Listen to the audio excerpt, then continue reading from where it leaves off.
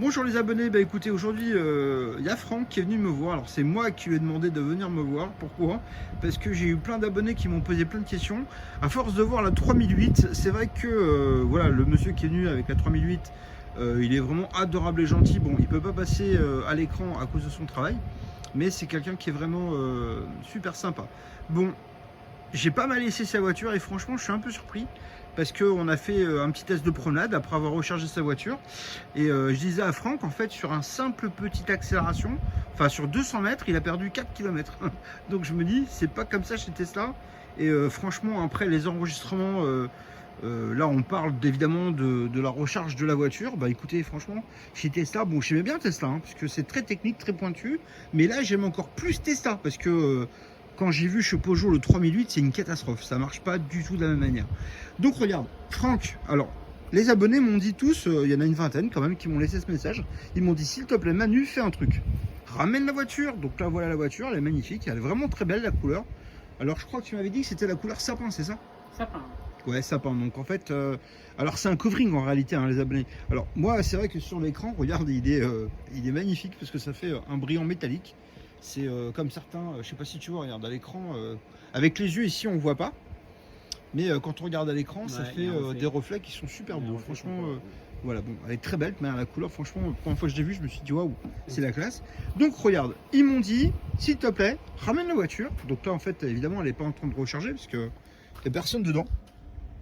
Voilà, donc elle est bien éteinte. Il n'y a pas de rallonge en dessous non plus, je vous promets. On va pas regarder en dessous, mais il n'y en a pas. Et donc Franck est là et lui il va nous brancher maintenant son... Alors on va faire la procédure parce que tout le monde m'a dit s'il te plaît branche la voiture, on va voir comment que ça fonctionne. Donc vas-y s'il te plaît Franck. Alors, Tu peux... donc là, je vous l'attrape. Voilà. Je prends mon chargeur. Voilà, qui est le sien, hein. C'est-à-dire que lui il l'a ramené dans sa voiture. Donc c'est mon chargeur Tesla. Voilà, donc c'est le sien. Un chargeur complètement banal. Voilà. Le monsieur qui est venu avec la 3008, c'était aussi son chargeur à lui. Bon, après il marche pas du tout pareil, hein. Il est, celui de Franck marche deux fois mieux. Voilà. Et là, donc là c'est la prise. je le branche direct Voilà. sur l'appareil. Ah, voilà. Voilà. Donc là il a branché. Bon, je vais le mettre. Ouais, alors attends. Je fixe ça pour pas qu'il reste. Voilà, j'ai mis en watts. J'ai mis en watts pour qu'on puisse voir en fait ce qu'on a. Voilà, pour pas qu'il tombe. C'est pas grave. Voilà, c'est bon. Alors en plus on avait le câble vert. Parce que le câble. Alors là on a que les panneaux solaires. Le câble DEF n'est pas branché les amis. Et donc il y a le câble vert. Donc regardez, on va. Tiens Franck, tu veux bien débranche le câble vert s'il te plaît. Hop. Voilà, donc Voilà, là, dans tous les cas. bon là on a éteint les 10 lampes, le frigo, le congélateur, le lecteur DVD, mais on peut le rebrancher. Il n'y a pas de courant. Non, il n'y a pas de courant, voilà. Donc ça c'est quelque chose qui traumatise. Alors en fait, pourquoi je l'ai branché? On n'en a pas besoin pour recharger sa voiture. Mais c'est juste que voilà, ce n'est pas que l'alimentation, c'est-à-dire qu'à un moment donné, ce qu'on a envie de montrer aussi, c'est qu'on a la possibilité en fait d'alimenter aussi. D'alimenter. Ouais. On va voir ce qu'il fait. Alors, je vais rebrancher ce câble. Comme ça, en fait, on a une petite consommation en plus. Voilà. Donc moi, j'aime bien que la télé soit allumée avec les lampes. 5 lampes. Le frigo. La télé est éteinte. Je vais la rallumer. Hop là. Là, il veut pas.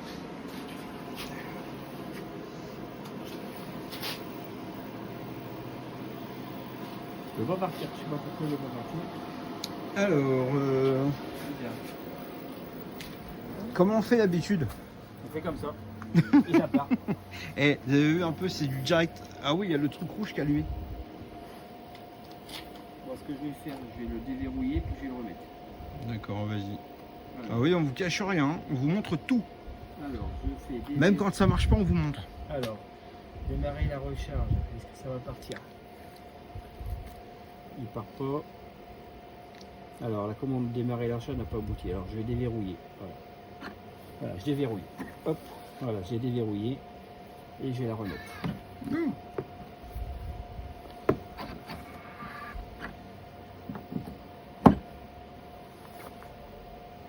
Alors, qu'est-ce qu'il me fait? Normalement, ça part direct. Voilà, là, il est en bleu, donc normalement, là, il devrait partir. Ok, je vérifie là.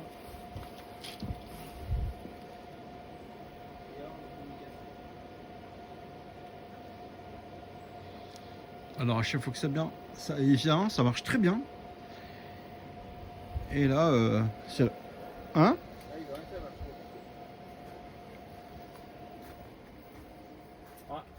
Attends, ça y est. D'accord. Courant de charge ici mis à 16 ampères. Limite de recharge. Ça y est, c'est parti. D'accord, bon, on sait pas pourquoi. Il a fallu un petit laps de temps, mais comme il y a eu une mise à jour au niveau de la voiture il n'y a pas longtemps, peut-être qu'il a mis un truc en place, mais là c'est parti. C'est parti, là Bon. je charge à 3 kg.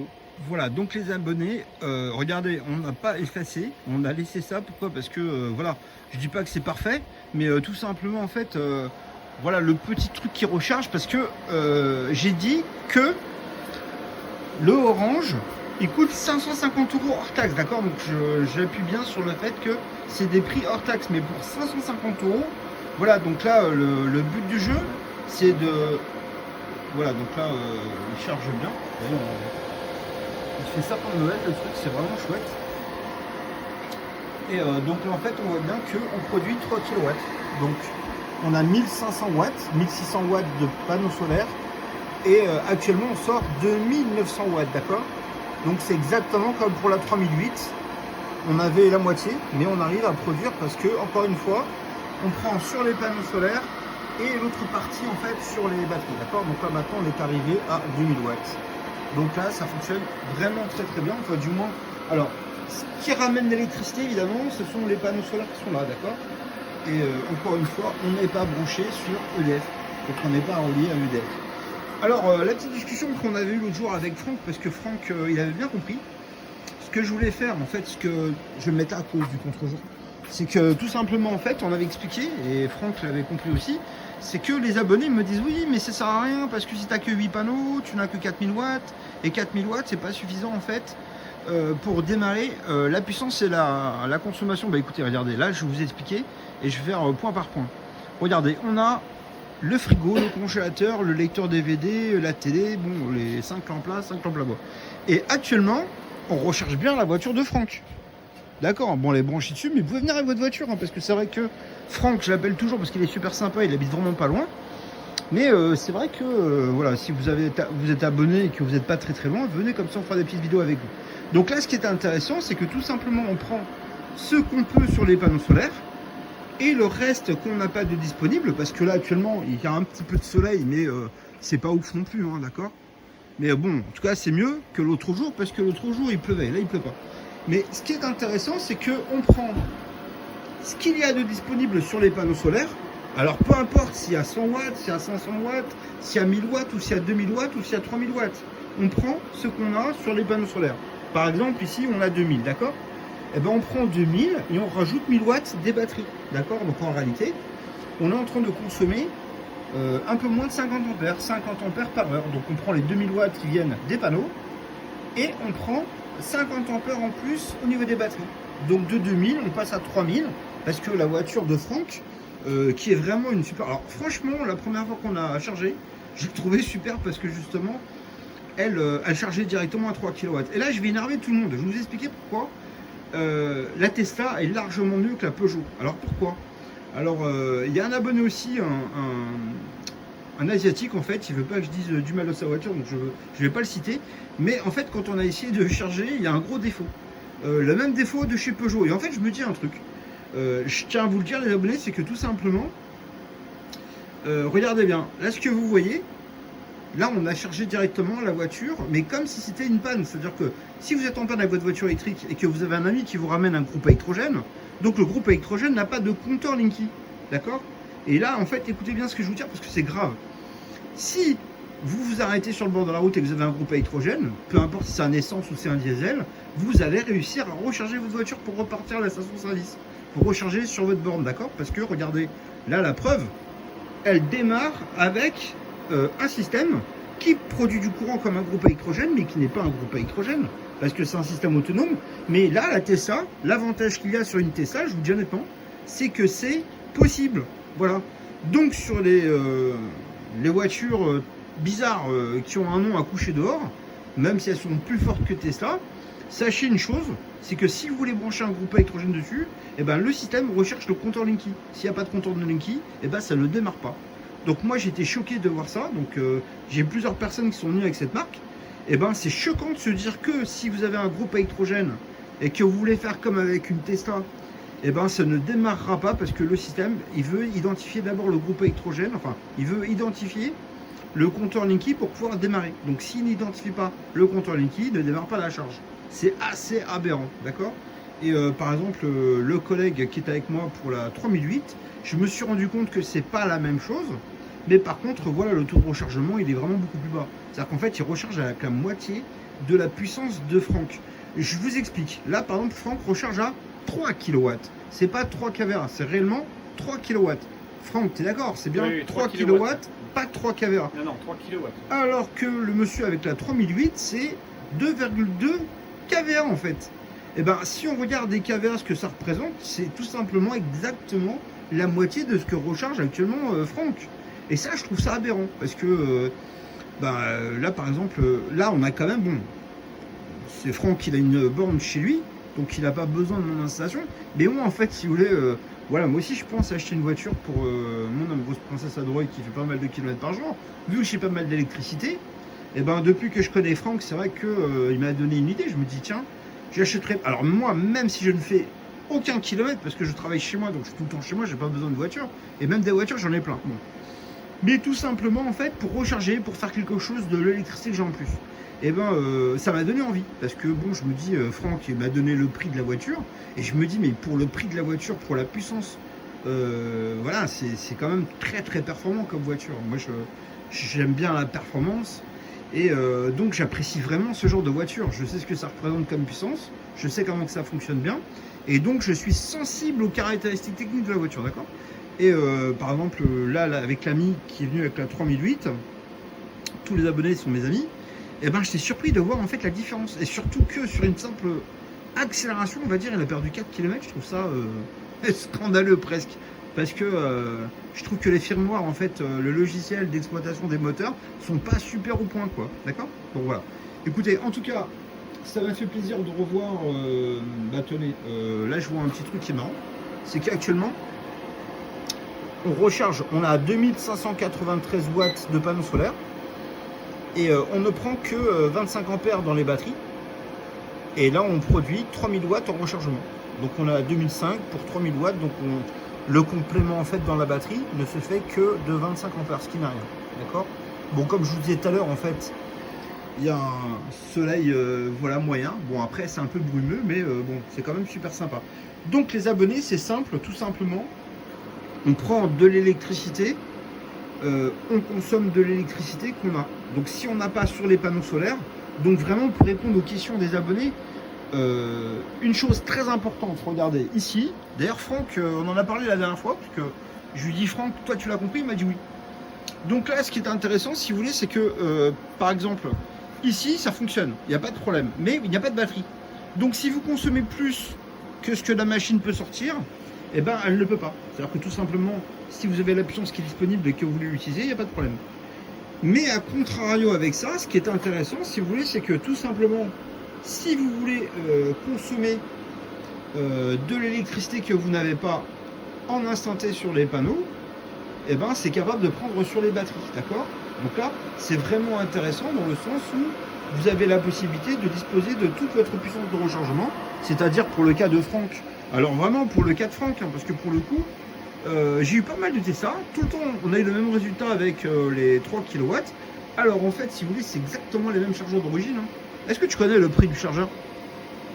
Je crois que ça doit être dans les 60 €. D'accord, bon, en tout cas, franchement, c'est extraordinaire parce qu'il est vraiment petit, il est propre, il est joli. Voilà, il est livré avec la voiture, mais c'est vraiment très chouette parce que du coup, ça fonctionne vraiment très bien. Il est petit par rapport aux autres. Regardez, moi, je suis pas très grand, mais regardez-moi, il fait la taille de maman, quoi. Alors que là, le BYD, là, il faut 4 mains pour le prendre, le truc. C'est une brique géante. Voilà, bon. Après, ils sont encore moins puissants que ça. Donc là, voilà, pour le coup, il est très petit, il chauffe pas en plus parce que j'ai pris 2-3 fois en main. Mais il est même pas chaud, Franck, t'en dis quoi toi? Non, il est froid.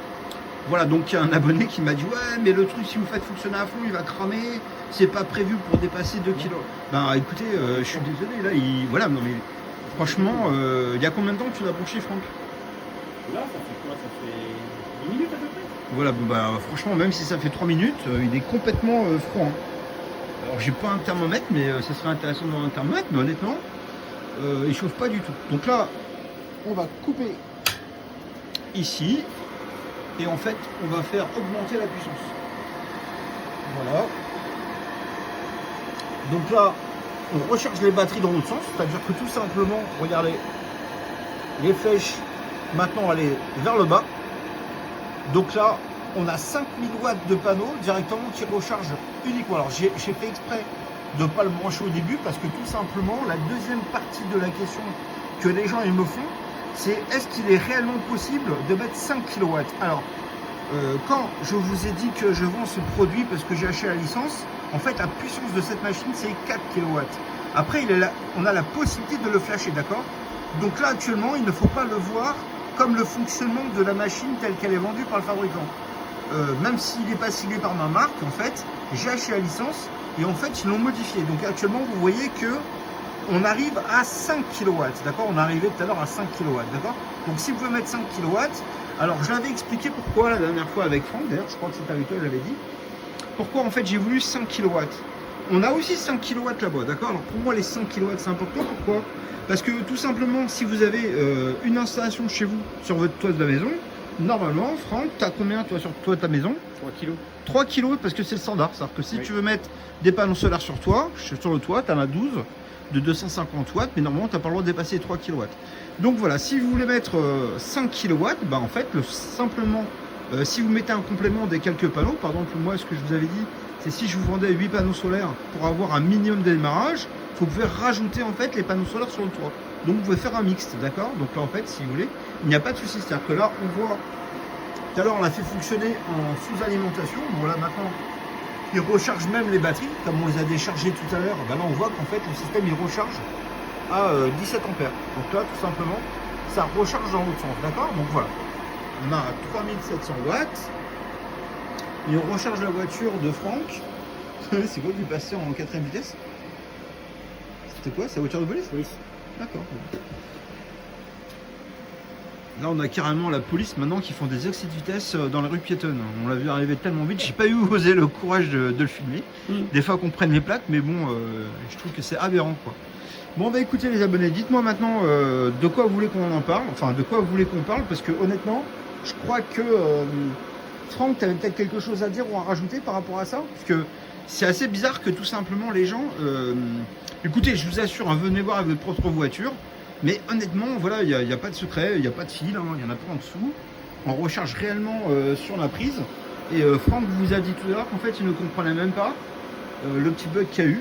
Voilà. C'est la première fois que ça me le fait, ça me l'a jamais fait, c'est la première fois que ça me le fait. Et tu veux Après, ça peut arriver parce que même quand je me branche sur des bornes, des grosses bornes de 7 kg 2, des fois je suis obligé de me débrancher, me rebrancher, ça peut arriver que voilà, la liaison soit pas faite correctement, quoi. Donc, mais là, ça sur le petit chargeur, c'est la première fois que ça me le fait. Généralement, je le branche, ça part direct.